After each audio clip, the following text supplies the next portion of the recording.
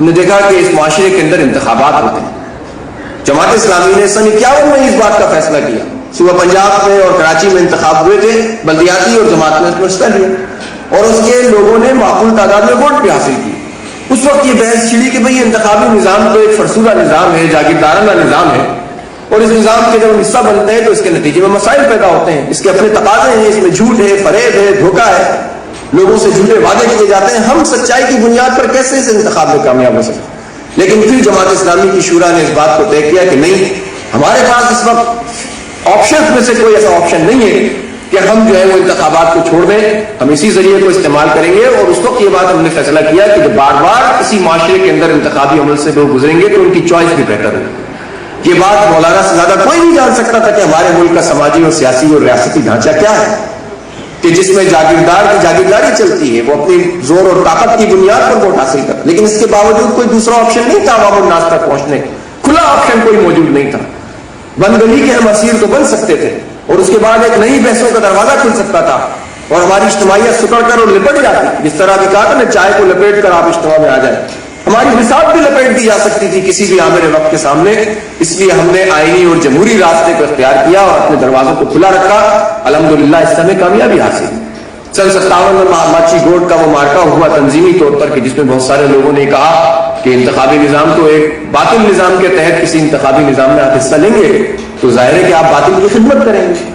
نظریاتی اعتبار سے یہ بات اپیل بھی کرتی ہے, لیکن اسلامی تحریک حالات سے اور موجودات سے کٹ کر تو چیزوں کا فیصلہ نہیں کرتی. وہ دیکھتی ہے کہ کون سی چوائس ہے, کون سا راستہ ہے کہ جس کے ذریعے سے اپنے قدموں کو آگے بڑھا سکتے ہیں. طویل تبادلہ خیال ہوا, گھنٹوں گھنٹوں کی لوگوں نے تقریر کی اور مولانا نے بھی میرے خیال 16 گھنٹے کی تقریر اس اجتماع میں فرمائی اور بالکل ذہنوں کو صاف کر دیا تھا اور واضح کر دیا تھا کہ دیکھیں ہمارے پاس کوئی دوسرا آپشن موجود, ہم ذریعہ انتخاب کو بنائیں گے. اس کا مطلب یہ نہیں ہے کہ انتخاب کو ہم سمجھتے ہیں کہ یہ عین اسلامی اور عین جو ہے وہ کوئی اسلامی ریاست قائم ہو چکی ہے کہ جس نے جو ہے وہ انتخاب کا نظام بنا دیا اور اس سے ہٹیں گے تو ہم اسلام کے دائرے. یہ بات نہیں تھی, بلکہ اس کے علاوہ کوئی ذریعہ نہیں. اور جن لوگوں نے اعتراض کیا, جن لوگوں نے تقاریر کی تھی اور پھر اس کے بعد عملاً انہوں نے علیحدگی اختیار کی تھی, اپنی جماعتیں بنا لی تھی, آج بھی ان کی جماعتیں موجود ہیں لیکن معاشرے کے اوپر کوئی اثر وہ نہیں ڈال سکے. جماعت اسلامی کی طاقت اور قوت اور اس کے پیغام کو دیکھیں جس نے الحمدللہ عالمگیر حیثیت حاصل کی ہوئی ہے. باطل کے مقابلے میں ایک عالمگیر جد و جہد الحمدللہ جماعت اسلامی اور اس سے وابستگان نے برپا کی ہوئی ہے.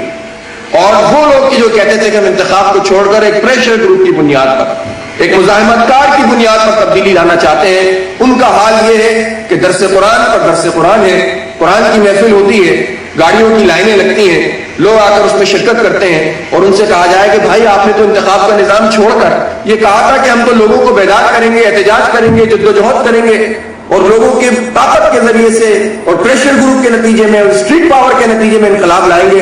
تو وہ کہتے ہیں کہ جب ہم درس کی دعوت دیتے ہیں تو سارے لوگ آ جاتے ہیں, جب ہم مزاحمت کی بات کرتے ہیں تو کوئی بھی, بہت تھوڑے سے لوگ ہوتے ہیں جو احتجاج کرنے کے لیے, مزاحمت کرنے کے لیے پہنچتے ہیں. اور اس وقت 50 سال کے اور 53 سال کے تجربے کے بعد اب اس نتیجے پر پہنچ رہے ہیں کہ ہم کریں کیا.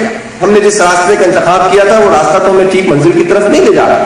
اور دوسری طرف جماعت اسلامی ہے کہ جس نے اپنی دعوت کے دروازوں کو کھلا رکھا اور اس انتخاب کو تبدیلی کا ذریعہ. اور ایک بات آخری کر کے میں اپنی بات کو ختم کروں گا کہ دیکھیں انتخاب کے نتیجے میں اگر آپ کو نشستیں مل بھی جائیں اور آپ کو وزیر اعظم بھی بن جائے تو وہ انقلاب نہیں ہوگا. انقلاب کایا پلٹ کو کہتے ہیں, نظام کی تبدیلی کو کہتے ہیں. جو جس ریاستی ڈھانچے میں ہم رہتے ہیں اس میں نظام دو طرح سے, ایک ریاست ہے جو پورے نظام کو چلاتی ہے اور ایک حکومت ہوتی ہے. حکومتیں آتی جاتی رہتی ہیں, ریاست اپنی جگہ موجود رہتی ہے. ہم ریاست کی تبدیلی کے ذریعے سے انقلاب لائیں گے, وہ انقلاب ہو. اس انتخاب سے تو پیش رفت ہوگی, اس سے تو ہمدردی حاصل ہوگی, اس سے تو بالکل بڑے اسکیل, لارج اسکیل پہ عوام سے رابطہ ہوگا. اگر ہمارے ایم این ایز ہوں گے, ایم پی ایز ہوں گے, کہیں ہماری اگر حکومت بھی بنے گی, وہ انقلاب نہیں ہوگا, انقلاب کی طرف پیش رفت ہوگی اور اس ہمدردی کے ذریعے سے پھر ہم کایا پلٹ کریں گے اور وہ انقلاب پائیدار انقلاب ہوگا. لیکن اگر ہم صوبہ سرحد کی حکومت کو سمجھے کہ ہم انقلاب لے آئے تھے اور ہماری توقعات پوری نہیں, نظام تو اسلام کا نافذ نہیں ہوا, تو یہ ہماری خام خیالی ہوگی.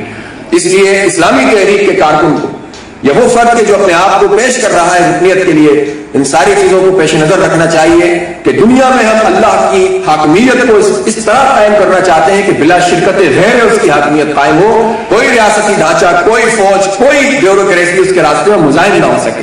جب تک یہ نہیں ہوگا انقلاب کی طرف پیش رفت ہوگی، انقلاب نہیں ہوگا۔ راستہ ہم نے انتخاب کا اور جمہوری اختیار کیا ہے۔ اللہ تعالیٰ ہمیں عمل کی توفیق عطا فرمائے۔ وآخر دعوانا الحمدللہ رب العالمین۔